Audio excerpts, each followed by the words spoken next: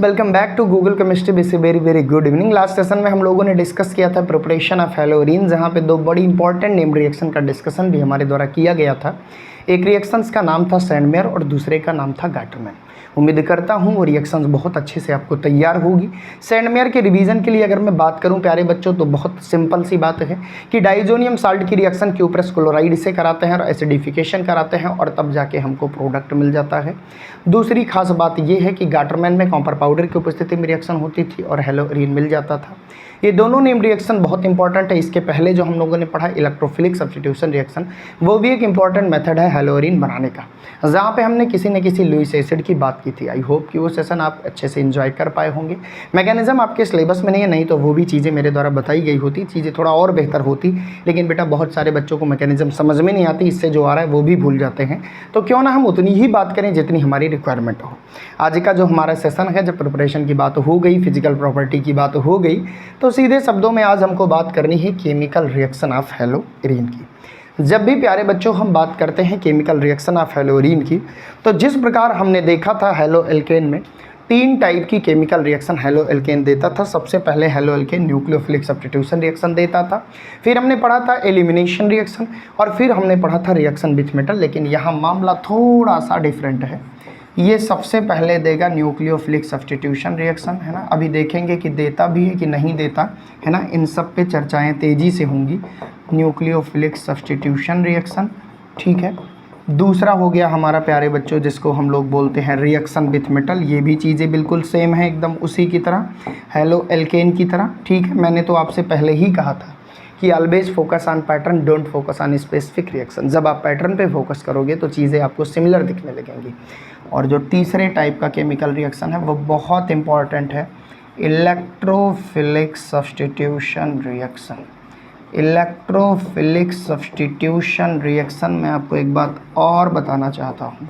एकमात्र ये एक ऐसी रिएक्शन से प्यारे बच्चों जो कि हर एग्ज़ाम में पूछी जाती है, इसे ESR कहते हैं, इलेक्ट्रोफिलिक सब्स्टिट्यूशन रिएक्शन, ठीक है भाई। तो चलिए बात करते हैं जनाब न्यूक्लियोफिलिक सब्स्टिट्यूशन रिएक्शन की, क्योंकि सबसे पहले यही है। और इसकी बात करने के पहले आपको थोड़ा सा ये बताते हैं कि भाई एक बड़ा इंपॉर्टेंट क्वेश्चन यहाँ से बोर्ड एग्जाम में आता है। और क्वेश्चन क्यों ना इंपॉर्टेंट हो, क्योंकि भैया एक टॉपिक है कि generally halo alkene nucleophilic substitution reaction तेज देता है और हैलोरीन न्यूक्लियोफिलिक सब्स्टिट्यूशन रिएक्शन धीरे देती है, ऐसा क्यों? एक क्वेश्चन ये बनता है। इसी क्वेश्चंस को दूसरे तरीके से कई बार पूछा गया है, why halo alkane are more reactive towards nucleophilic substitution reaction than हैलोरीन।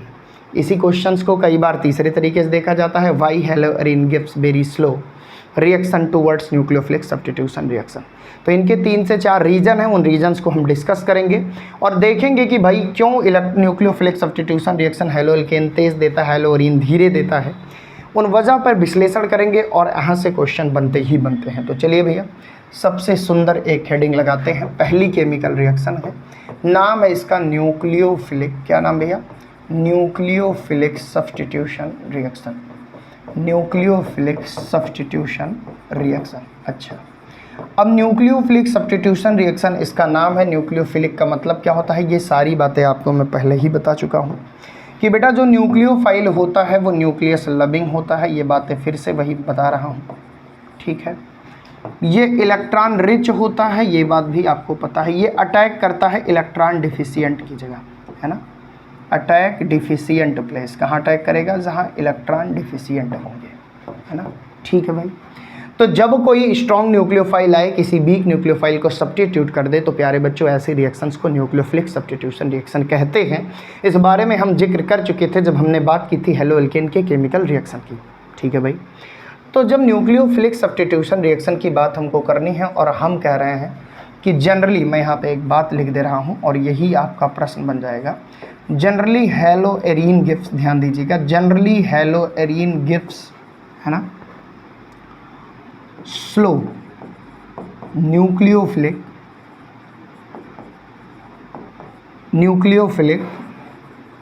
Substitution reaction, है ना।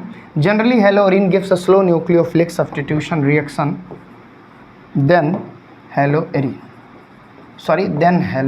एल्केन। यानी एक बड़ी मज़ेदार बात ये कह रहे हैं कि जनरली जो हेलोइरीन है ये न्यूक्लियोफिलिक सब्स्टिट्यूशन रिएक्शन स्लो देता है in compare to haloalkane.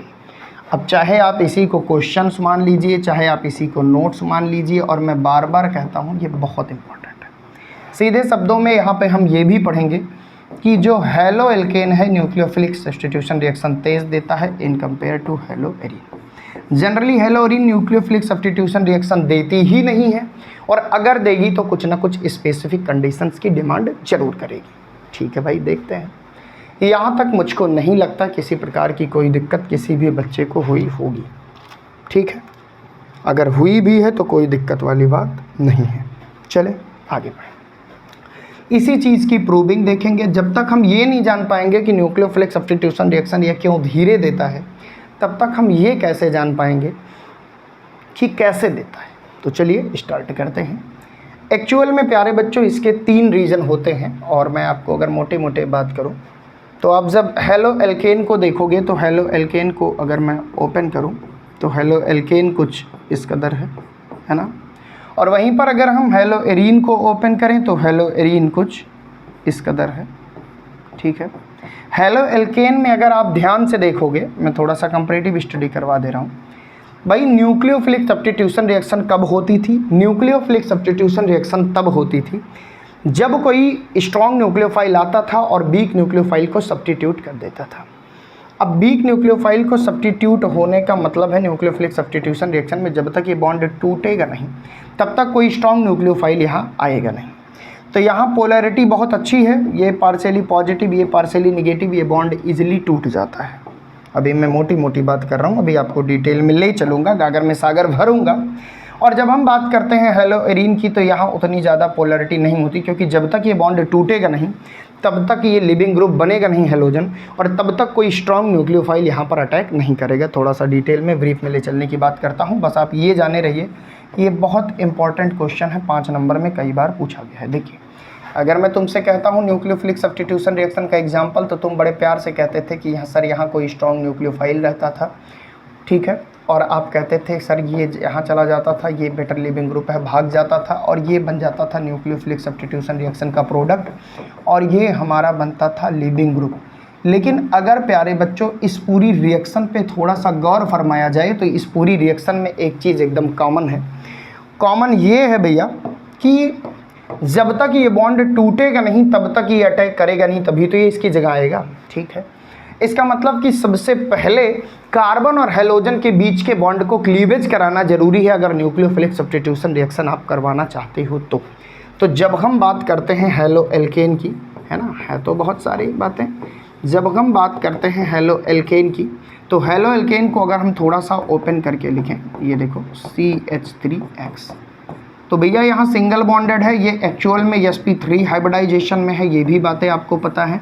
Chemistry कहती है कि जब चारों बॉन्ड सिंगल हों, जब चारों बॉन्ड सिग्मा हो तो हाइब्रिडाइजेशन sp3 हो जाता है। ये भी बात आप सभी को पता है ना। हाइब्रिडाइजेशन क्या हो जाता है भैया? हाइब्रिडाइजेशन sp3 हो जाता है। ठीक है, और यहाँ पोलैरिटी भी मेंटेन रहेगी, ये पार्शियली निगेटिव, ये पार्शियली पॉजिटिव। ठीक है, अब यहाँ पे कोई न्यूक्लियोफाइल आएगा, जब ये बॉन्ड टूट जाएगा तो यहाँ अटैक कर देगा और यहाँ क्या बना लेगा? प्रोडक्ट बना लेगा। यानी यूँ कहें तो न्यूक्लियोफिलिक सब्स्टिट्यूशन रिएक्शन के लिए हेलोएल्केन बहुत ज़्यादा फेवरेबल है। थोड़ी सी बात करते हैं हेलोएरीन की। अगर हेलोएरीन पे थोड़ा सा फोकस बनाएंगे तो हेलोएरीन कुछ इस प्रकार होती है। यहाँ भी sp2 हाइब्रिडाइजेशन निकल के आ गया because presence of 1 pi bond, क्योंकि यहाँ एक पाई बॉन्ड है तो यहाँ पे एक sp2 हाइब्रिडाइजेशन आ गया। ये पार्शियली निगेटिव है, पार्शियली पॉजिटिव है, पोलैरिटी थोड़ी बहुत है पर उतनी नहीं है जितनी यहाँ थी, क्योंकि यहाँ ये ज़्यादा इलेक्ट्रोपॉजिटिव है। एक्चुअल में sp3 हाइब्रिडाइजेशन ज़्यादा इलेक्ट्रोपॉजिटिव होता है sp2 हाइब्रिडाइजेशन से, तो ये ज़्यादा इलेक्ट्रोपॉजिटिव है, ये ज़्यादा इलेक्ट्रोनिगेटिव है, पोलैरिटी ज़्यादा है, इसको टूटने की संभावनाएँ ज़्यादा होंगी। बात समझिएगा, यहाँ पोलैरिटी थोड़ी कम है, इसको टूटने की संभावनाएँ कम होगी। और अगर आपको और ज़्यादा डिटेल में समझना है कि क्यों हेलोएल्केन जल्दी देता है, क्यों हेलोएरीन नहीं देता या स्लो देता है, तो सीधे शब्दों में आपको ले चलता हूँ रीजोनेटिंग स्ट्रक्चर ऑफ हेलोएरीन पे। और जैसे ही हम रीजोनेटिंग स्ट्रक्चर ऑफ हेलोएरीन को ड्रा करेंगे आप बोलोगे वाह सर मैं समझ गया, हर बात मेरे दिल में गहराई तक चली गई और मैं समझ गया कि क्या वजह है।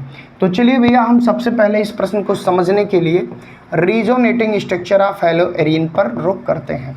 Resonating structures of haloarene, resonating structures of haloarene. चलिए हम यहाँ अटैक करते हैं। भैया मज़े के साथ सिखाऊंगा रीजोनेटिंग स्ट्रक्चर, क्लास 11th में बनाना आपने सीखा होगा। अगर नहीं भी सीखा है तो ये मेरी गारंटी है कि 1 से 2 बार मैं आपको सिखाने के भरसक प्रयास करूंगा, और निश्चित रूप से अगर आप मेरी बातें बहुत अच्छे से सुन रहे हो तो आपको चीज़ें क्लियर हो जाएंगी। चलिए तो भैया हम ले लेते हैं हेलोएरिन। ये देखिए हमने ले लिया हेलोएरिन, अल्टरनेट पोजीशन पे डबल बॉन्ड और यहाँ आपका प्यारा सा हेलोजन। ठीक है भाई, और आपको पता है कि जो हेलोजन है उसके पास 3 लोन पेयर होते हैं। कुछ लोग कहेंगे सर मुझे ये भी नहीं पता।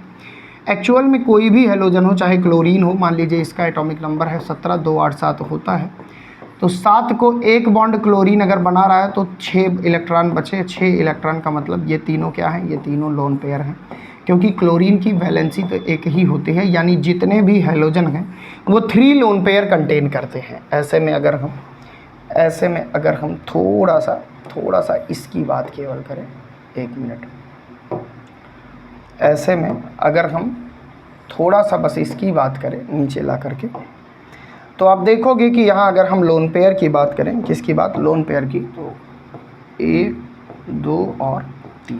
ठीक है भाई, अब रीजोनेंस को भैया ये लोन पेयर यहाँ शिफ्ट हुआ, जब यहाँ शिफ्ट हुआ तो यहाँ पे फोकस करो, यहाँ कार्बन है, यहाँ कार्बन है, यहाँ कार्बन है, यहाँ है, यहाँ है, और सबको पता है कि जहाँ बैलेंसी नहीं पूरी है वहाँ हाइड्रोजन लगाते हैं, और यहाँ पूरी है यहाँ हाइड्रोजन नहीं लगाएंगे। अब जब ये लोन पेयर यहाँ शिफ्ट हुआ तो 4 पहले से थे, 5 बॉन्ड हो गए, तो मजबूरी है कि बगल वाला बॉन्ड यहाँ शिफ्ट होगा, ये वाला यहाँ शिफ्ट होगा। अब हम हाइड्रोजन नहीं दिखाएंगे, मुझे लगता है कि तुम लोग इतने समझदार हो कि अंडरस्टूड हाइड्रोजन समझते हो। सबसे पहले हम करेंगे क्या, जब यहाँ ये वाला बॉन्ड शिफ्ट हुआ तो यहाँ आ गया माइनस चार्ज, यहाँ आ गया डबल बॉन्ड, यहाँ आ गया इस पे पॉजिटिव चार्ज। क्यों पॉजिटिव चार्ज, जनरली हेलोजन पे 1 बॉन्ड होता है, आज हेलोजन पे 2 बॉन्ड है, तो औकात से ज़्यादा भाई काम कर रहा है तो कर्जा तो चढ़ेगा ही, बाकी एज इट इज़ हमारा सारा बॉन्ड। हमेशा याद रखना जब बात रीजोनेंस की होगी तो आपको 2 बार शिफ्ट कराना होगा। ठीक है, अगले स्टेप पे चलते हैं। अब ये यहाँ आ गया और ये यहाँ आ गया, क्योंकि अब यहाँ कार्बन की बैलेंसी बढ़ी जब ये बॉन्ड यहाँ शिफ्ट हुआ। कैसे बढ़ी, अरे 1 2 3 पहले से था, एक हाइड्रोजन 4 था, जब ये भी आ गया 5 हो गया, तो ये वाला पाई बॉन्ड शिफ्ट होगा कि नहीं होगा, बिल्कुल शिफ्ट होगा, क्योंकि 4 बॉन्ड से ज़्यादा नहीं बनना चाहिए, और हमेशा शिफ्टिंग किसकी होगी, पाई बॉन्ड की होगी। सिग्मा बॉन्ड मत शिफ्ट कराना, नहीं मामला गड़बड़ हो जाएगा। ठीक है सर, यानी कि जो दूसरा वाला है वही होगा, बिल्कुल। अब देखिए भैया यहाँ पे आ गया निगेटिव चार्ज, यहाँ बॉन्ड, यहाँ डबल बॉन्ड, एक्स पर पॉजिटिव है। ठीक है, एक काम करते हैं, इसको थोड़ा सा हम लोग छोटा कर लेते हैं, जिससे एक ही बार में हम 5 समझा दें, है ना, एक ही बार में 5 समझा दें। ठीक है सर। अब अगले स्टेप में फिर से हम क्या करते हैं, अगले स्टेप में फिर से नचाते हैं, 2 बार नचाना है। इस बार ये यहाँ नाचा और ये आ गया यहाँ। अब नेगेटिव चार्ज यहाँ पहुँच गया भाई, जहाँ जहाँ इलेक्ट्रॉन जाएगा वहाँ वहाँ नेगेटिव चार्ज जाएगा। तो अब नेगेटिव चार्ज कहाँ पहुँचा, अब नेगेटिव चार्ज यहाँ पहुँच गया, यहाँ डबल बॉन्ड, यहाँ इस पे हेलोजन पे पॉजिटिव, यहाँ बॉन्ड, यहाँ बॉन्ड। अब अगले स्टेप में हम करेंगे क्या, अगले स्टेप में हम करेंगे इसको यहाँ भेजेंगे, और ये जहाँ था वहीं चला जाएगा, और वो मिल गया जिसकी तलाश थी। यानी जैसे हम निकले थे वैसे ही हम पहुँचे, और ये जितनी भी प्रोसेस हुई बेटा इसे बोलते हैं रीजोनेंस, और इन स्ट्रक्चर्स को बोलते हैं रीजोनेटिंग स्ट्रक्चर्स। क्या बोलते हैं भैया, रीजोनेटिंग स्ट्रक्चर। यानी कि हेलोएरिन ने 4 रीजोनेटिंग स्ट्रक्चर बनाया। इस सेशन को देखने के पहले आपको डिस्क्लेमर में बता दे रहा हूँ कि रीजोनेंस पे प्रैक्टिस कर लेना, 2 बार आपको बॉन्ड की शिफ्टिंग करानी है। Pi bond, negative charge, lone pair यही शिफ्ट होते हैं, कभी सिग्मा बॉन्ड की शिफ्टिंग कराने की कोशिश मत करना। अब इन सारे रीजोनेंस के कंट्रीब्यूट, सारे रीजोनेटिंग स्ट्रक्चर के कंट्रीब्यूशन से एक स्ट्रक्चर्स बनता है जिसे हम लोग बोलते हैं रीजोनेंस हाइब्रिड। क्या बोलते हैं, जिसे हम लोग बोलते हैं रीजोनेंस हाइब्रिड। और रीजोनेंस हाइब्रिड सबसे ज़्यादा स्टेबल स्ट्रक्चर माना जाता है रीजोनेटिंग स्ट्रक्चर में से। यानी जितने भी स्ट्रक्चर्स यहाँ पे बने हैं, इन सारे स्ट्रक्चर के कंट्रीब्यूशन से जो बनता है उसे बोलते हैं रीजोनेंस हाइब्रिड। ये सबसे स्टेबल होता है। अब हम देख रहे हैं कि डबल बॉन्ड 3 बॉन्ड यहाँ है, कभी यहाँ है, कभी यहाँ है, मतलब हर एक पोजीशन पे एक बार डबल बॉन्ड जरूर आया है, तो उसको हम लोग ऐसे लिख दे रहे हैं क्योंकि डीलोकलाइजेशन किसका हो रहा है, डीलोकलाइजेशन हो रहा है इलेक्ट्रॉनों का पाई, तो सिंगल बॉन्ड तो मूव कर नहीं रहा है, जब भी कर रहा है तो पाई बॉन्ड हो रहा है, तो ऐसे लिखेंगे। और ऐसे लिखने के बाद यहाँ भी पार्शियली डबल बॉन्ड लगाएंगे और ये हो गया रिजोनेंस हाइब्रिड। क्यों पार्शियली डबल बॉन्ड, देखो डबल बॉन्ड, देखो डबल बॉन्ड, देखो डबल बॉन्ड, कहीं कहीं नहीं है तो पार्शियली लगा दिए कि भैया किसी ना किसी कंडीशन पे डबल बॉन्ड हर कार्बन कार्बन के बीच में जरूर आया है और कार्बन हैलोजन के बीच में भी डबल बॉन्ड आया है। अब ऐसे में अगर हम इसी स्ट्रक्चर्स को दूसरे पेज में बना के और डिटेल की बात करें कि जनाब कैसे हेलोरीन स्लो है, तो आप समझदार हो चुके होंगे। अब रिजोनेंस हाइब्रिड हमने बना लिया और यहाँ पार्शियली डबल बॉन्ड है, यहाँ X है। अब ज़रा ध्यान से देखिए इस चेहरे को, यहाँ हाइब्रिडाइजेशन की बात करूँ तो यहाँ आएगा sp2 हाइब्रिडाइजेशन। क्या आएगा भैया, sp2 हाइब्रिडाइजेशन, ठीक है। अगर हम बॉन्डिंग की बात करें, ये तो हो गई हाइब्रिडाइजेशन की, बॉन्डिंग की बात करें तो भैया यहाँ पे कह रहा है पार्शियली डबल बॉन्ड, है ना, पार्शियली डबल बॉन्ड।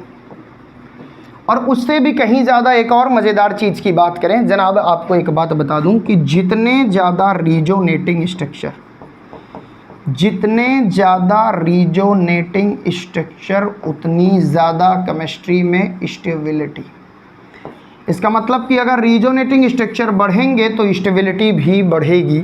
और अभी अभी आपने देखा कि हेलोरीन 5-5 रिजोनेटिंग स्ट्रक्चर शो कर रहे हैं, तो हेलोरीन स्टेबल होगा। और जनाब जो स्टेबल होगा वो कोई किसी से रिएक्शन क्यों करेगा, जो स्टेबल होगा वो क्यों अपने बॉन्ड को तोड़ेगा, क्यों दूसरे को जोड़ेगा, क्योंकि जब तक कार्बन और हेलोजन के बीच का ये बॉन्ड टूटेगा नहीं, प्यारे बच्चों याद करो, जब तक ये बॉन्ड टूटेगा नहीं, ये लिविंग ग्रुप बन के निकलेगा नहीं, तब तक कोई न्यूक्लियोफाइल यहाँ अटैक करेगा नहीं और न्यूक्लियोफिलिक सब्स्टिट्यूशन रिएक्शन होगी नहीं। यानी सीधे शब्दों में अगर हम ये समझ जाएँ कि हेलोरीन क्यों ज़्यादा स्टेबल है, हेलोरीन इसीलिए लेस रिएक्टिव होगी। तो हेलोरीन के स्टेबल होने का कुछ रीज़न हमारे सामने बहुत प्यार से दिखा रहा हूँ। सबसे पहला रीज़न कि haloarene shows resonating structure and resonating structures बनाता है हेलोरीन को ज़्यादा stable, that is the reason it is less reactive towards nucleophilic substitution reaction, because nucleophilic substitution reaction carbon और हेलोजन के बीच के बॉन्ड को ब्रेक होना जरूरी है, यानी ये बॉन्ड ब्रेक होना जरूरी है। पहला रीज़न हो गया भैया रिजोनेटिंग स्ट्रक्चर्स के चलते। दूसरा रीज़न हो गया यहाँ पे sp2 हाइब्रिडाइजेशन है। और अगर हम बात करें हेलो एल्केन की, तो हेलो एल्केन में sp3 हाइब्रिडाइजेशन है। ये पार्शियली निगेटिव, ये पार्शियली पॉजिटिव, ये है पार्शियली पॉजिटिव, ये है निगेटिव, लेकिन डबल बॉन्ड के चलते इनकी पोलरिटी डिक्रीज हो जाती है। तो पहला रीज़न तो हमारा हो गया भैया रिजोनेंस। दूसरा रीज़न हो गया it consist sp2 hybridization, it consist sp2 hybridization. भैया ये जो हमारा होता है कौन, हेलोरीन, ये sp2 हाइब्रिडाइजेशन कंसिस्ट करता है, जिसकी वजह से sp2 हाइब्रिडाइजेशन ज़्यादा इलेक्ट्रोनिगेटिव होता है। जब ये भी इलेक्ट्रोनिगेटिव, ये भी इलेक्ट्रोनिगेटिव, तो पोलरिटी होगी ही नहीं, तो बॉन्ड टूटेगा कैसे। तीसरी चीज़ लेस पोलर, है ना, लेस पोलर, CX बॉन्डिंग बहुत कम पोलर से है, less polar of CX bonding. क्यों भैया, due to sp2 hybridisation, HBD लिख दे रहा हूँ, समझ जाना, हैप्पी बर्थडे नहीं, हाइब्रिडाइजेशन की बात कर रहा हूँ, ठीक है। और तीसरा सबसे बड़ा रीज़न, चौथा रीज़न जिसको हम कह सकते हैं पोलैरिटी होती है। पोलैरिटी भैया एक सिंगल बॉन्ड है कार्बन और हेलोजन का और एक डबल बॉन्ड है कार्बन और हेलोजन का। मैं पूछता हूँ कौन जल्दी टूटेगा, सबको पता है सिंगल जल्दी टूटेगा, ये बाद में। तो जब ये बाद में टूटेगा तो ये धीरे देने का हकदार है कि नहीं है, बिल्कुल है सर। तो उम्मीद करता हूँ आप बहुत प्यार से एग्जामिनर को समझाने में सफल हो जाएंगे कि क्यों nucleophilic substitution reaction halo alkane तेज देता है और क्यों हेलोरीन धीरे देता है। अगर पूरा ओवरऑल रिएक्शंस को समराइज करूं तो मैं इस प्रकार से भी कह सकता हूं कि जनाब हेलो एल्केन के केस में पोलैरिटी ज़्यादा है, हाइब्रिडाइजेशन sp3 है और हेलो एल्केन रिजोनेंस नहीं शो करता। लेकिन जब हम बात करते हैं हेलोरीन की तो due to resonating structure it become more stable and polarity of CX bonding is become very low and in the haloarene carbon halogen bonding carbon consist sp2 hybridization. तो भैया ये सारी वजह थी जिसकी वजह से हेलोरीन रिएक्शन नहीं देता, या देता भी है तो बहुत स्पेसिफिक कंडीशन में, और जनरली ये स्लो रिएक्शन ही देता है। उम्मीद करता हूँ कि अब आप समझ गए होंगे, जितने भी बच्चे देख रहे हैं, है ना। उम्मीद यही करूँगा कि आप समझ गए होंगे, सीख गए होंगे रीजोनेटिंग स्ट्रक्चर्स को, पोलैरिटी को, हाइब्रिडाइजेशन को, सिंगल बॉन्ड डबल बॉन्ड के कंसेप्ट को, और कुछ इस प्रकार जाकर प्यारे बच्चों रिजोनेंस समझाता है कि why haloarene are less reactive than halo alkane. अब सिंगल बॉन्ड डबल बॉन्ड में इसकी लेंथ कम होगी, इसकी लेंथ ज़्यादा होगी, जिसकी लेंथ ज़्यादा वो रिश्ता जल्दी टूटेगा, जो नज़दीक नज़दीक रहते हैं उस रिश्ते को तोड़ने में बहुत एनर्जी लगती है। और जब रिश्ता तोड़ने में इतनी एनर्जी, तो रिश्ता क्यों तोड़ा जाए भाई? जिस काम को करने में थकान होगी और कोई आउटपुट नहीं निकलेगा, तुम करोगे नहीं? सर मैं तो नहीं करूँगा। तो यही वजह है न्यूक्लियोफिलिक सब्स्टिट्यूशन रिएक्शन धीरे होती है। किसके लिए भैया? हेलोएरीन के लिए। यही वजह है कि हेलो एल्केन इस रिएक्शंस को तेज़ देता है। ये तो बात हो गई भैया कि ये धीरे देता है, तेज़ देता है, लेकिन ये बताइए क्या ये रिएक्शन देता भी है कि नहीं देता है? तो अगर अंडर ड्रास्टिक कंडीशन है, बहुत ज़्यादा कंडीशन लगा दे रहे हो, तो रिएक्शन देगा। तो चलिए अब बात करते हैं कि जो देगा वो कैसी देगा। तो हम लोग बात करते हैं रिएक्शंस की, है ना। रिएक्शन ऑफ हेलोएरीन जनरली तो नहीं ही देगा, लेकिन अगर दे रहा है तो बहुत सारी कंडीशन लगाने के बाद दे रहा है, और आपके सिलेबस में रिएक्शन से है, आइए उसका जिक्र करते हैं। कंडीशन ये होगी कि टेम्परेचर बहुत ज़्यादा होना चाहिए, प्रेशर बहुत ज़्यादा होना चाहिए। तो हम लिख दे रहे हैं temperature should be very high, temperature भी बहुत ज़्यादा होना चाहिए, and pressure should be high. तो भैया अगर टेम्परेचर और प्रेशर हाई है तो नो डाउट ये रिएक्शन देगा। जनरली अपने आप से नहीं देगा, क्योंकि डबल बॉन्ड तोड़ना आसान बात थोड़ी ना है। बिल्कुल सर।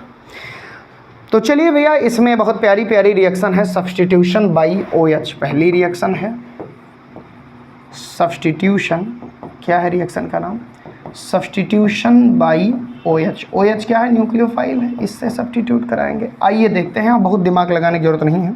जितने सिंपल चीज़ों को हम पढ़ लें, मुझे लगता है कि हम सफल माने जाएंगे, ना कि किसी सिंपल चीज़ को भौकाल बनाने के चक्कर में, कुछ टीचर ज़्यादा दिखाने के चक्कर में मुझे बहुत आ रहा है डिटेल में घुस जाते हैं। भाई क्या ज़रूरत है? जो घी सीधी उंगली से निकल सकती है उसे टेढ़ी उंगली लगाने की ज़रूरत क्या है, मैं ये पूछता हूँ। आइए रिएक्शंस करते हैं। Let us imagine behave a chemical reaction, this is haloarene. बिल्कुल सर। और इसकी रिएक्शन हम कराते हैं NaOH से, और यहाँ पे हम टेम्परेचर हाई लेंगे, प्रेशर हाई लेंगे। टेम्परेचर ले लिया भैया 623 केल्विन और 300 ATM का प्रेशर ले लिया। 623 केल्विन टेम्परेचर और 300 ATM का हमने प्रेशर ले लिया। जैसा कि आप स्पष्ट देख रहे हो, न्यूक्लियोफिलिक सब्स्टिट्यूशन रिएक्शन है, तो OH जाएगा, इसको हटाएगा। तो कुछ लोग ये रिएक्शन ऐसे ही कर देते हैं, और NCERT में भी कहीं ना कहीं ऐसे ही की गई है ना। और ये बन जाता है फिनाल। और फिनाल बनाने का मेथड अगले चैप्टर में जब एल्कोहल फिनाल ईथर पढ़ोगे तो ये काम आएगा। ये एक बहुत इंपॉर्टेंट मेथड है। अच्छा, लेकिन मैं कभी नहीं कहता कि आप सभी पढ़े लिखे हो और डायरेक्ट मेथड का यूज करो, NCERT तो कहती। एक बात जान लो प्यारे बच्चों, जितने भी बच्चे इस सेशन को देख रहे हो, जब भी बात होगी बेटा फिनाल बनने की, तो बिना फिनॉक्साइड आयन के कभी भी फिनाल नहीं बनेगा। तो आइए हम डिटेल में थोड़ा डिस्कस करते हैं कि मान लीजिए हमारे पास सबसे पहले क्या है, हेलोएरीन है, ठीक है। इसकी रिएक्शन करानी है NaOH से, टेम्परेचर रखना है 623 केल्विन और 300 ATM प्रेशर। इतनी कंडीशन देंगे तभी न्यूक्लियोफिलिक सब्स्टिट्यूशन रिएक्शन होगी, मजाक नहीं है कि अपने आप हो जाए, ठीक है भाई। होता कुछ यूँ है, अगर आपको बताना चाहूँ कि यहाँ से ये टूटता है, क्योंकि ये न्यूक्लियोफिलिक सब्स्टिट्यूशन है, तो ये प्लस में, ये माइनस में, और ये न्यूक्लियोफाइल बन गया, और ये वीक न्यूक्लियोफाइल है, ये यहाँ पर अटैक करेगा और ये यहाँ से निकलता है। तो प्रोडक्ट यहाँ एक इंटरमीडिएट बनता है, उस इंटरमीडिएट का नाम यहाँ पे आ जाता है ONA, ना कि डायरेक्ट OH, वो गलत तरीका है। अब ONA जब बेंजीन रिंग के ऊपर लग गया और इस पर एक नेगेटिव चार्ज होता तभी तो ये लगा, तो इसे हम बोलते हैं भैया फिनॉक्साइड आयन। क्या बोलते हैं? एक मिनट, इसे हम बोलते हैं प्यारे बच्चों फिनॉक्साइड आयन। क्या बोलते हैं भैया? Phenoxide ion. ये हो गया हमारा फिनॉक्साइड आयन, ठीक है। अब इस फिनॉक्साइड आयन का हम कराते हैं एसिडिफिकेशन, चाहे H+ की उपस्थिति में मान लो, चाहे H+Cl- की उपस्थिति में मान लो, चाहे तुम डायरेक्ट कह दो यहाँ HCl है, इसे हम कराते हैं एसिडिफिकेशन। क्या कराते हैं? एसिडिफिकेशन, ठीक है। अब होता क्या है, ये माइनस है, ये प्लस है, ये प्लस है, ये माइनस है, ये टूटेगा, H यहाँ आएगा और NaCl बनकर ये निकल जाएगा। तो कुछ इस प्रकार ये रिएक्शन होती है। ना कि डायरेक्ट कुछ लोग पढ़ाते हैं ना, बड़े प्यार से कुछ लोग पढ़ाते हैं कि X हटाओ OH लगाओ, X हटाओ OH लगाओ, ऐसा कोई सीन नहीं है। एक्चुअल में रिएक्शन इस प्रकार से होती है और तब जाकर ये फिनॉल बनता है। यानी फिनॉल बनने के लिए फिनॉक्साइड आयन की उपस्थिति होना जरूरी है और बिना फिनॉक्साइड आयन बने कभी भी अगर आप फिनॉल बनाते हो तो ऑर्गेनिक कहता है ये गलत रूल है। अब ये रिएक्शन कुछ जानी पहचानी लग रही है सर, ये तो इम्पॉर्टेंट लग रही है। बिल्कुल ये रिएक्शन इम्पॉर्टेंट है क्योंकि यही सेम रिएक्शन आप पढ़ोगे प्रिपरेशन ऑफ फिनॉल चैप्टर में। और भैया इसी रिएक्शंस को बोलते हैं डाउज प्रोसेस। क्या बोलते हैं? Douse process. हो सकता है एनसीईआरटी में ना दिया हो, पर मैं आपकी व्यक्तिगत जानकारी के लिए बताना चाहता हूँ कि जब हेलोरीन से फिनॉल बनाया जाए NaOH की उपस्थिति में 623 केल्विन टेम्परेचर और 300 ATM प्रेशर पे, तो इस रिएक्शंस को हम industrial process of the phenol कहते हैं। फिनॉल बनाने का इंडस्ट्रियल मेथड है ये, और that is the reason it's name is douse process because this reaction was first discovered by douse. इसलिए भैया हम इसे बोलते हैं डाउज प्रोसेस।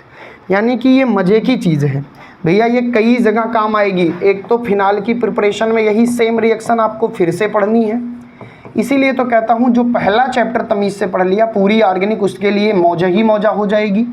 दूसरी बात भैया इसी प्रोसेस को बोलते हैं डाउज प्रोसेस। कैसी प्रोसेस? Douse process. बहुत इंपॉर्टेंट है ये, एक इंडस्ट्रियल मेथड है प्यारे बच्चों। कैसा मेथड है? इंडस्ट्रियल मेथड है बनाने का है फिनॉल को। तो इन सारी बातों को ध्यान में रखकर ये रिएक्शन उम्मीद करता हूँ आप समझे होंगे, और आप ये भी समझे होंगे कि जनरली हेलोरीन न्यूक्लियोफिलिक सब्स्टिट्यूशन रिएक्शन क्यों नहीं देता, और देगा तो कितनी कंडीशन मांग रहा है, इतना टेम्परेचर इतना प्रेशर मांग के तब ये रिएक्शन हो रही है। ठीक है, कुछ और रिएक्शन दी हुई है न्यूक्लियोफिलिक सब्स्टिट्यूशन ऑफ हेलोरीन की, आइए उनकी भी बात करें जो एनसीईआरटी कहती है, लेकिन ये वाला इंपॉर्टेंट था, मैं बार बार बता रहा हूँ। चलिए कुछ और रिएक्शंस की बात कर ले रहा हूँ। हमारे पास एक ऐसी रिएक्शंस दी हुई है, यहाँ पे है हेलोरीन, यहाँ पे जोड़ दिए हैं जनाब NO2, और यहाँ पे फिर सेम वही चीज़ लिए हैं NaOH लिए हैं, और सेम वही टेम्परेचर शायद या कुछ दाएँ बाएँ होगा। अच्छा 443 केल्विन टेम्परेचर थोड़ा कम ज़्यादा लेते रहते हैं, लिए हैं 443 केल्विन टेम्परेचर। अब कुछ लोग फिर कहेंगे OH लगाओ Cl हटाओ, नहीं भाई ऐसे नहीं, हम एक स्टेप में ये काम जरूर करेंगे। OH नहीं हटेगा, पहली चीज़ न्यूक्लियोफाइल OH नहीं है। NaOH में स्प्लिट करोगे तो ये टूटेगा H+ और ONA-, ये न्यूक्लियोफाइल है, ये जाएगा और तब ये निकलेगा, लिविंग ग्रुप बनेगा। तो यानी हर रिएक्शन में ONA जरूर बनाना, और अब जा कर के इसका जब तुम कराओगे एसिडिफिकेशन HCl की उपस्थिति में, क्या कराओगे भैया? एसिडिफिकेशन, तब जाकर ये माइनस है, ये प्लस है, ये प्लस है, ये माइनस है, तो ये OH बना लेगा। ये देखो ये फिनॉल और ये NaCl, तब ये कुछ ऐसा बनेगा। यानी सब में वो मैकेनिज्म सेम है, और NO2 को एज इट इज उतार दो, कुछ डिस्टर्ब करने की ज़रूरत नहीं है। तो ये तो हो गया स्टेप बाय स्टेप। लेकिन अगर अब हम डायरेक्ट पढ़ना चाहें, एक रिएक्शन हमको एनसीईआरटी में ऐसे दी हुई है, अब हम डायरेक्ट बना दे रहे हैं। अब मैं समझता हूँ कि तुम समझदार हो, एक रिएक्शन एनसीईआरटी में ऐसी दी हुई है, तो भैया ये सब होते हैं सब्स्टिट्यूएंट, नाइट्रो ग्रुप लग गया है तो इसको डिस्टर्ब करने की ज़रूरत नहीं है। बस जितनी चीज़ें आपको पता है आप अपने कंसेप्ट को लगाकर प्रोडक्ट तक पहुंच सकते हैं। डाइल्यूट NaOH ले लिए, कुछ नहीं करना, अब डायरेक्ट बता रहा हूँ, OH ले जाओ यहाँ लगा दो, Cl इसके साथ बाहर निकाल दो, लेकिन बिना फिनॉक्साइड आयन बने। एक्चुअल में ये नहीं होगा, पर प्रोडक्ट हमारा एज इट इज़ ऐसे ही बन जाएगा। ठीक है सर ये जो बना ज़रा इसका नाम बता दीजिए। बिल्कुल बता दूंगा भाई, बिल्कुल बता दूंगा। ये देखो, अगर हम इनकी नंबरिंग करें, ये बन तो फिनाल ही रहा है, बिल्कुल सर ये बन तो फिनाल ही रहा है। अगर हम इसकी नंबरिंग करें तो भैया ये देखो 1 नंबर, 2 नंबर, 3 नंबर, 4 नंबर, इसका नाम होगा 4 नाइट्रोफिनाल। क्या नाम होगा? 4 नाइट्रोफिनाल। ठीक है, इसका नाम क्या होगा? इसका नाम होगा 1 2 3 4 2,4 डाई नाइट्रोफिनॉल, 2,4 डाई नाइट्रोफिनॉल। ठीक है, अब एक बहुत इंपॉर्टेंट रिएक्शन की तरफ रुख करने जा रहे हैं जो केमिकल कन्वर्जन में बहुत इंपॉर्टेंट है, कई बार बोर्ड एग्जाम में पूछी गई है। चलिए भैया उसकी भी बात कर लें, है ना। सी हेलोरीन है जहाँ पे आर्थो पोजीशन भी नाइट्रो के द्वारा कवर है और पैरा पोजीशन भी नाइट्रो के द्वारा कवर है। अब ऐसे में कोई हमसे कहता है कि मान लो इसकी रिएक्शन किससे करानी है, H2O की उपस्थिति है और हीट हम देते हैं जनाब, प्रोडक्ट क्या होगा।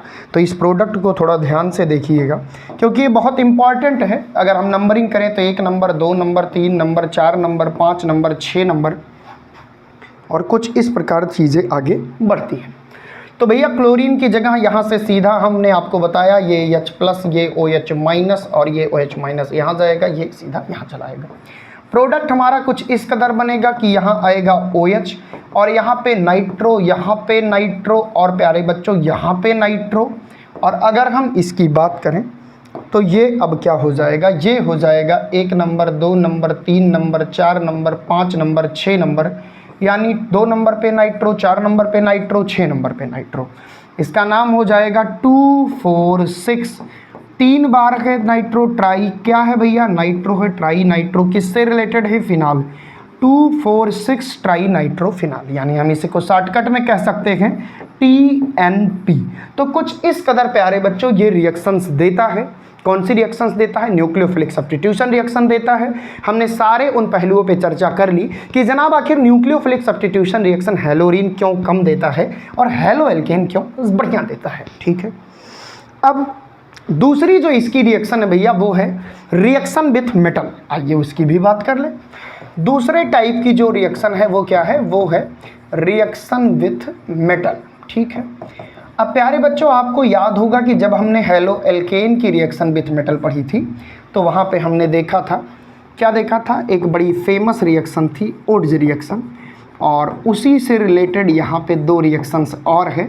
क्योंकि बिना ओड्ज रिएक्शन के अगर मैं इसको पढ़ा दूंगा तो आपको थोड़ा कम मजा आएगा, और अब मैं ऐसे पढ़ाने चल रहा हूँ कि तीनों की तीनों केमिकल रिएक्शन बोलोगे, सीटी बजा चुटकी बजा के बोल भैया, ऑल इज वेल। मज़ेदार चीज़ें होंगी भैया, मज़ेदार। ओड्ज का मतलब मैंने बताया था हेलो एल्केन। ठीक है, और इसकी रिएक्शन आपको याद होगी मैंने कराया था सोडियम मेटल से। मैंने 2 सोडियम मेटल इसलिए लिए थे क्योंकि प्यारे बच्चों मेटल अकेले रहेगी तो रिएक्टिव होगी, 2 ले लिए। जब ये 2 लिए तो हमने कहा था ये भी 2 ले लो। और ये जो भी रिएक्शन थी हमने आपसे कहा था भैया कि ये ड्राई ईथर की उपस्थिति में रिएक्शन करवाइए। किसकी उपस्थिति में, ड्राई ईथर की उपस्थिति में। अच्छा, तो होता कुछ यूँ था कि ये 2NaX निकल जाता था और यहाँ पे बन जाता था RR यानी एल्केन। और प्यारे बच्चों मैंने आपको बखूबी बताया था कि ये जो एल्केन बनता है ये कार्बन चेन को लंबी करने के लिए भी यूज होता है और एक बेहतरीन रिएक्शन है। अब जो तुम्हारे हेलोरीन की रिएक्शन है इसमें सबसे पहले एक रिएक्शन है ओड्ज-फिटिक रिएक्शन। एक रिएक्शन है ओड्ज-फिटिक रिएक्शन और एक रिएक्शन है प्यारे बच्चों फिटिक रिएक्शन। एक रिएक्शन हमारी ओड्ज-फिटिक रिएक्शन और एक रिएक्शन है हमारी फिटिक रिएक्शन। आइए हम इन दोनों रिएक्शंस को बहुत अच्छे से समझने की कोशिश करते हैं कि भाई क्या होती है ओड्ज-फिटिक रिएक्शन और क्या होता है फिटिक रिएक्शन। देखो भाई मेरी बात को ध्यान से सुनना भैया, मैंने आपको पहले ही कहा कि ट्रिक के साथ। ओड्ज का मतलब हो गया हेलो एल्केन, फिटिक का मतलब हो गया हेलो एरीन। ये आपको समझना है, ऐसा कहीं लिखा नहीं है, ये मेरा तरीका है भैया, ये मेरा तरीका है। ठीक है, तो हमने क्या किया, एक ले लिया हेलो एल्केन, एक ले लिया हेलो एरीन। हेलोरीन को ARX भी लिख सकते हैं बिल्कुल, और इसकी रिएक्शन करा दी ठीक उसी प्रकार सोडियम मेटल से। और ये भी रिएक्शन मेरे जिगर के टुकड़ों ड्राई ईथर की उपस्थिति में ही होगी। ठीक है, अब ज़रा ध्यान से देखिए, बहुत सिमिलरिटी नज़र आएगी। ये देखिए 2NaX फिर निकल गया, बचा क्या, RAR बचा, RAR प्लस 2NaX। सर ये RAR क्या है, RAR है हमारा प्यारे बच्चों बेंजीन रिंग है, उससे जुड़ा है R। इसे हम कह सकते हैं कि टॉलुइन बना। क्या बना भैया, टॉलुइन बना।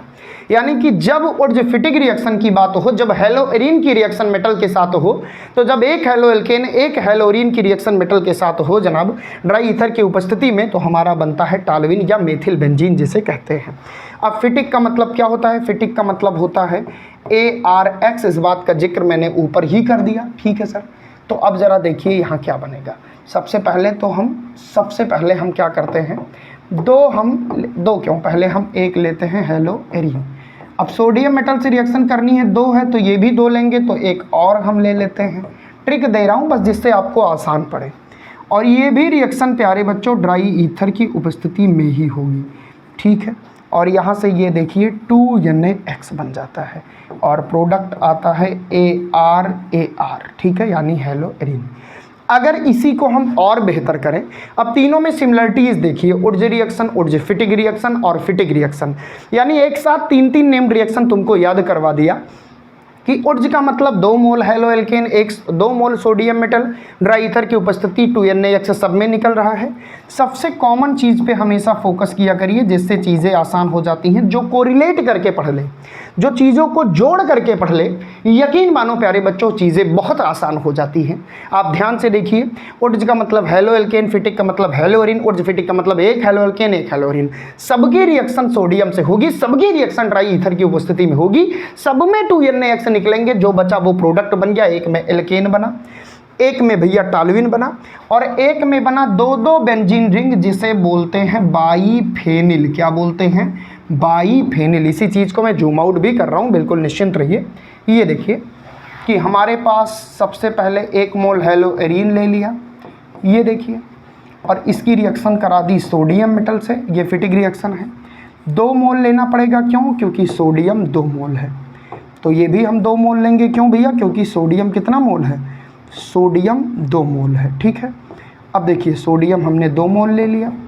अब ज़रा प्यार से देखिएगा, सोडियम हमने 2 मोल ले लिया और यहाँ पे सेम वही ड्राई ईथर की उपस्थिति में रिएक्शन होगी, और ये देखिए 2NaX हमारा आ गया, ठीक है। और बचा क्या? 2 बेंजीन रिंग बचे, जिसे मैं बोलता हूँ बाईफेनिल। क्या बोलता हूँ? बाईफेनिल। अब एग्जाम में इन तीनों नेम्ड रिएक्शंस में से कोई ना कोई किसी तरीके से जरूर पूछी गई है। कभी कभी पूछा जाएगा what happen when halo alkane is treated with sodium metal in the presence of dry ether. कभी कभी पूछा जाएगा क्या होता है जब हेलो एरीन की रिएक्शन सोडियम मेटल से होती है ड्राई ईथर की उपस्थिति में। कभी कभी ऐसे पूछेगा एक हेलो एल्केन एक हेलो एरीन है, क्या हो सकता है। मतलब जितनी वैरायटीज ऑफ द क्वेश्चन बन सकते हैं, जितनी संभावनाएं बन सकती हैं, वो सब आपको पढ़ना है। कई बार पूछा जाता है how will you obtain from halo arene to biphenyl. कई बार पूछा जाएगा how will you obtain from halo alkane to alkane. तो जितने भी तरीके से बनेगा आप ये चीज़ें कर सकते हो।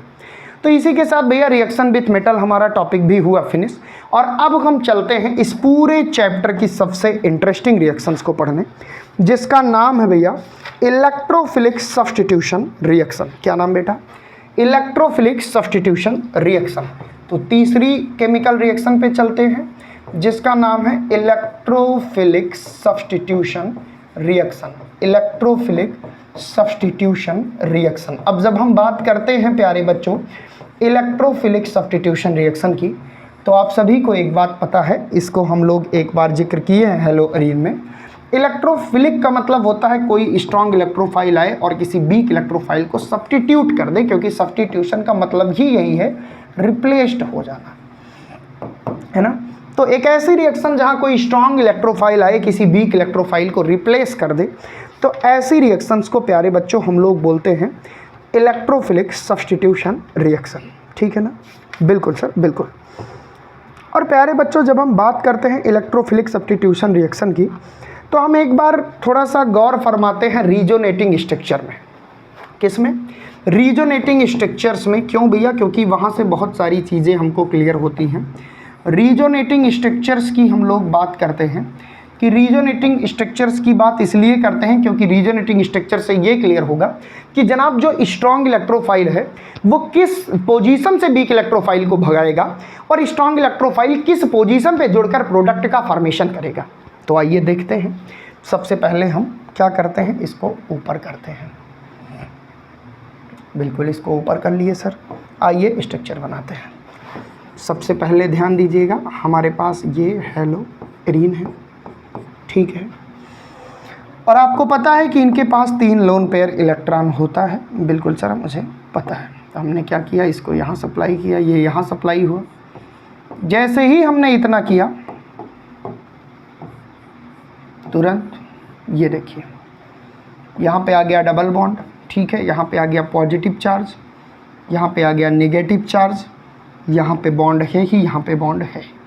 अगले स्टेप में हमने क्या किया, अगले स्टेप में हमने क्या किया, इसको यहाँ कर दिया और इसको यहाँ कर दिया, ठीक है। अब ज़रा आप देखिए क्या बना। बहुत प्यार से पढ़ना है, रटना बिल्कुल नहीं है। अब देखिए, अब कुछ ऐसा हुआ, यहाँ आ गया नेगेटिव चार्ज, यहाँ यहाँ नहीं आया, यहाँ आया नेगेटिव चार्ज, यहाँ हमारा बॉन्ड है ही, यहाँ भी बॉन्ड आ गया, यहाँ डबल बॉन्ड, यहाँ हैलोजन, यहाँ इस पर पॉजिटिव चार्ज। ठीक है, अब हम बात करते हैं अगले स्टेप की। ये बॉन्ड आया यहाँ और ये बॉन्ड आया यहाँ, तो हमारे पास कुछ इस कदर बना। ध्यान से देखिएगा, यहाँ पे आ गया नेगेटिव चार्ज, यहाँ पे आ गया डबल बॉन्ड, यहाँ पे पॉजिटिव चार्ज, ये और ये। अब अगले स्टेप में ये नेगेटिव चार्ज यहाँ आएगा और ये यहाँ जाएगा, और कुछ इस प्रकार हम जहाँ से चले थे वहीं पहुँचने की बात करने लगेंगे। ये ऊपर चला गया, लोन पेयर फिर से वापस आ गया।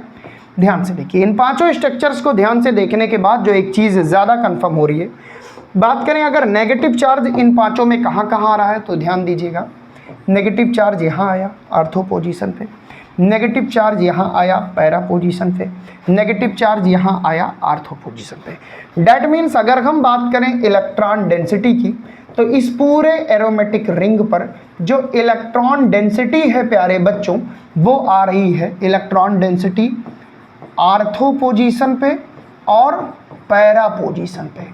इसका मतलब कि अगर कोई इलेक्ट्रोफाइल अटैक करेगा तो वो वहीं तो करेगा जहां इलेक्ट्रॉनों की अधिकता होगी।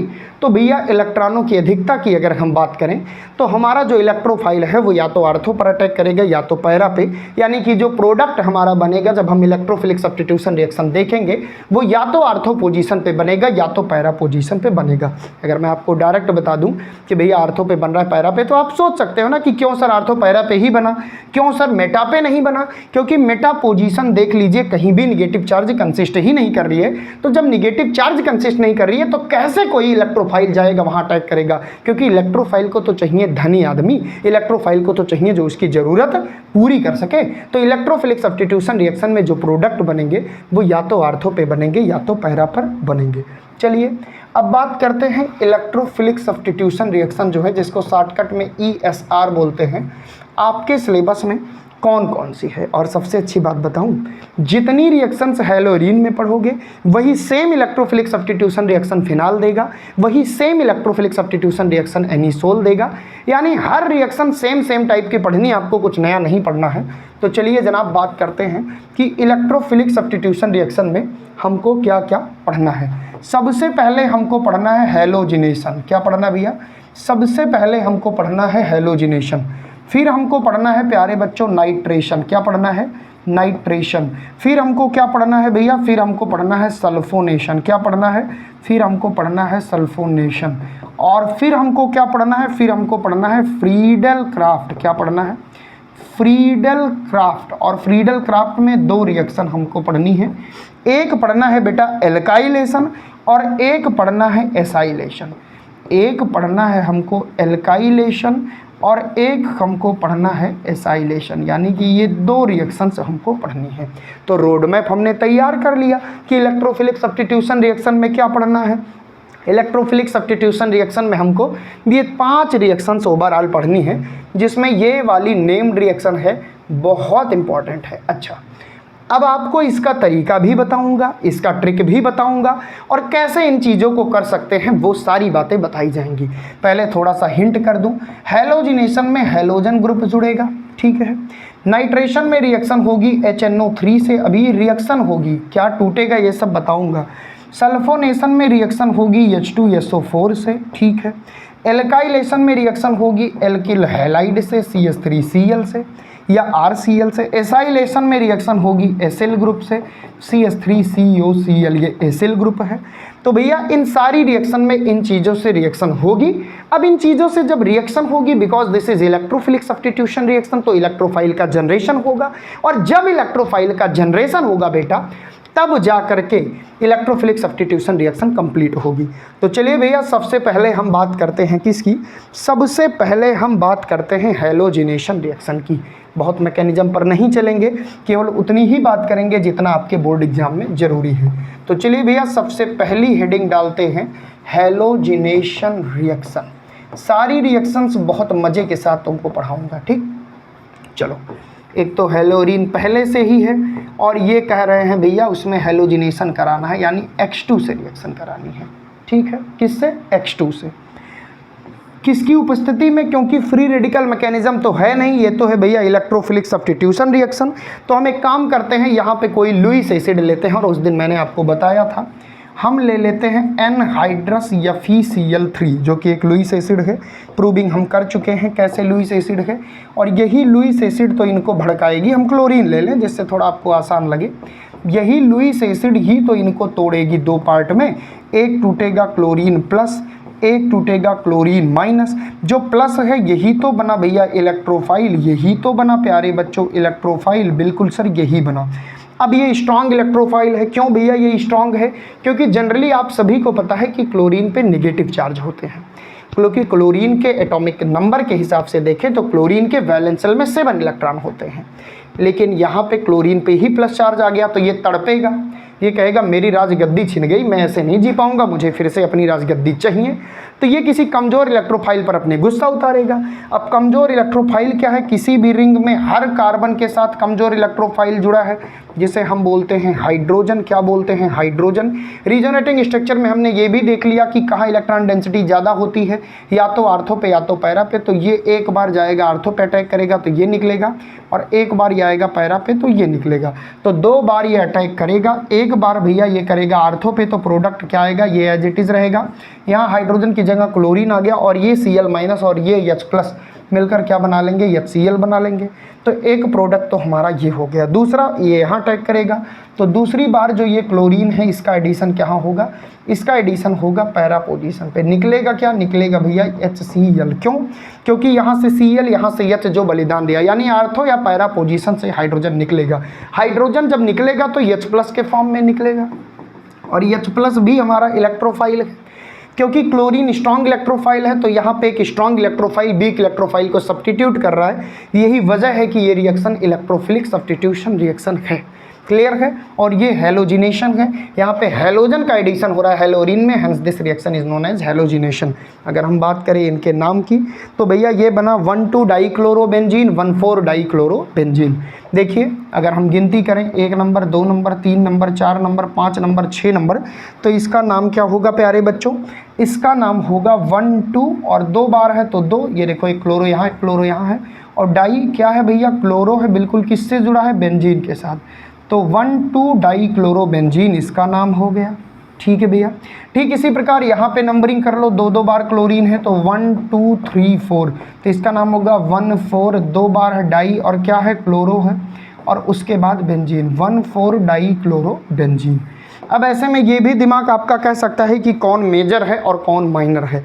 तो आपकी जानकारी के लिए बता दूं कि जो हमारा पैरा वाला होता है जनरली, अगर कोई एक्सेप्शनल केस नहीं है, तो ये होगा मेजर प्रोडक्ट, और प्यारे बच्चों ये होगा माइनर प्रोडक्ट।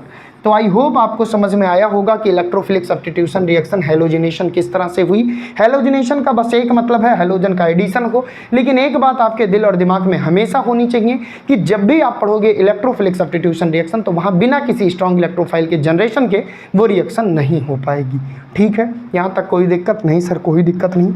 चलिए भैया अब हम बात करते हैं नाइट्रेशन रिएक्शन की।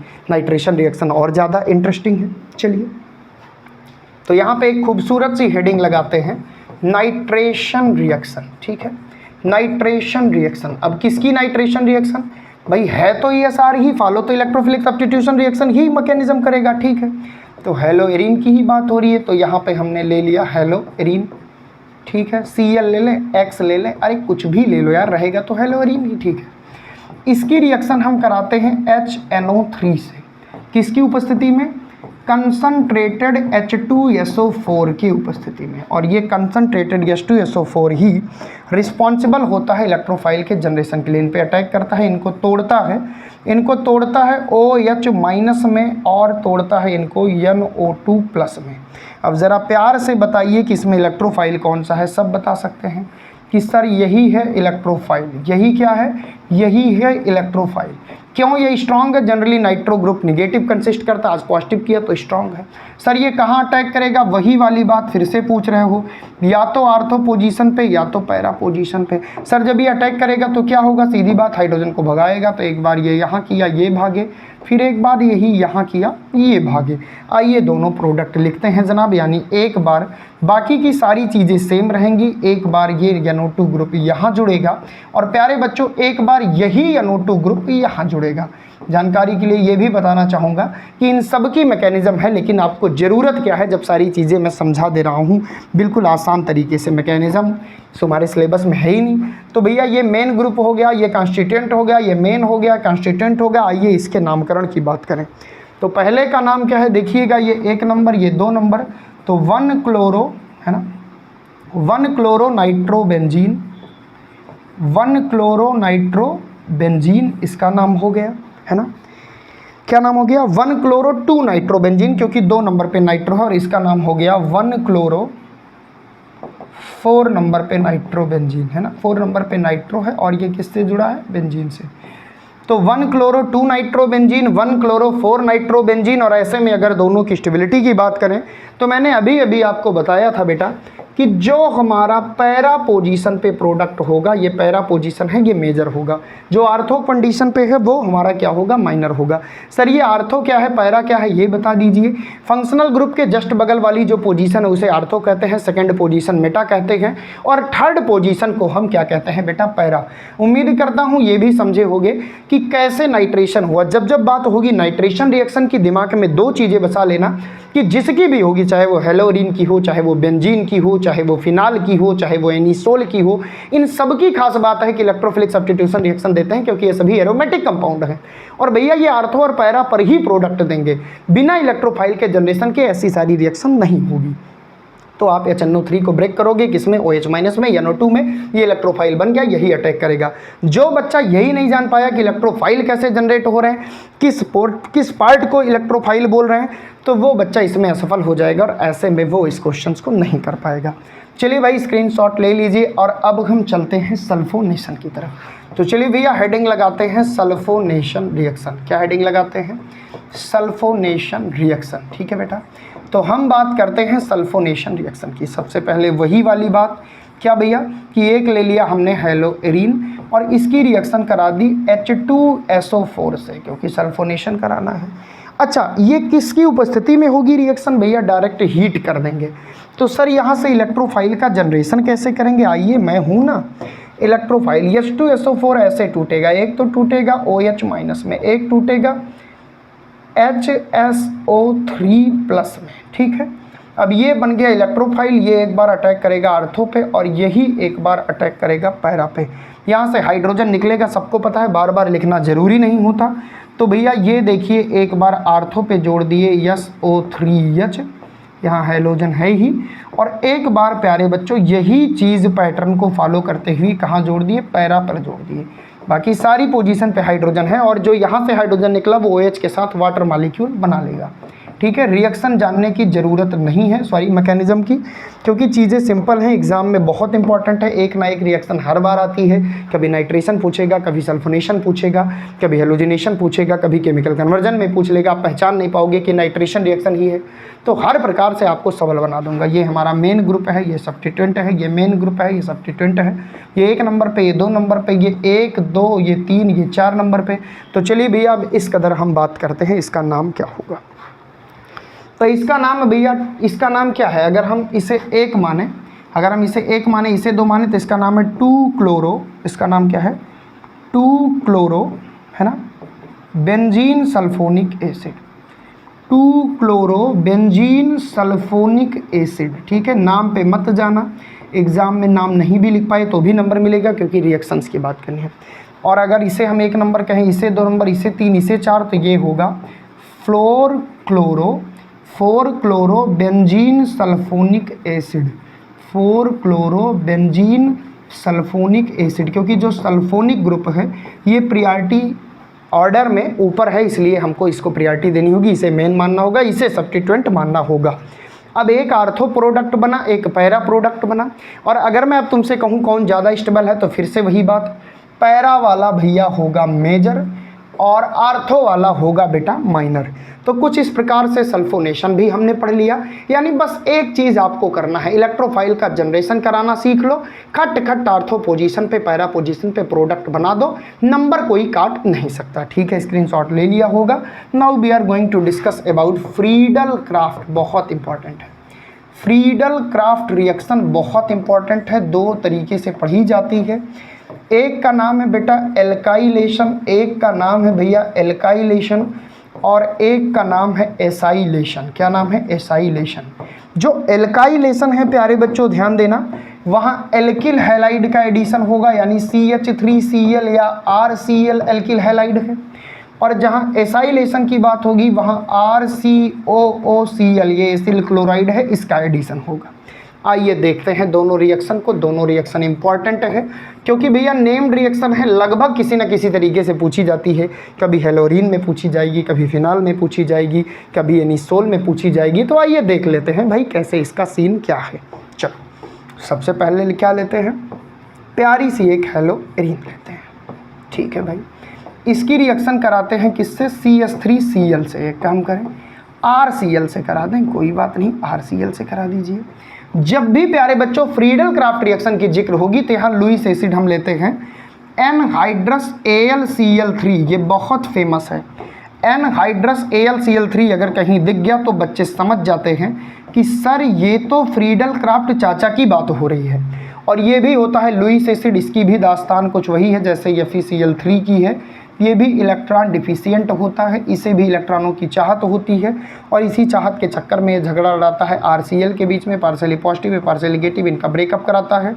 ये बन जाता है इलेक्ट्रोफाइल और ये स्ट्रॉन्ग इलेक्ट्रोफाइल। एक बार आर्थो पोजीशन के हाइड्रोजन को भगाता है, एक बार पैरा पोजीशन के हाइड्रोजन को भगाता है, और ये देखिए इनको भगा देता है, एक बार यहाँ और एक बार यहाँ।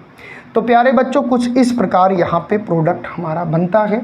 ध्यान दीजिएगा, एक बार यहाँ पे क्लोरीन है, क्लोरीन ही रहेगी, एक CH3 हमारा यहाँ लगेगा।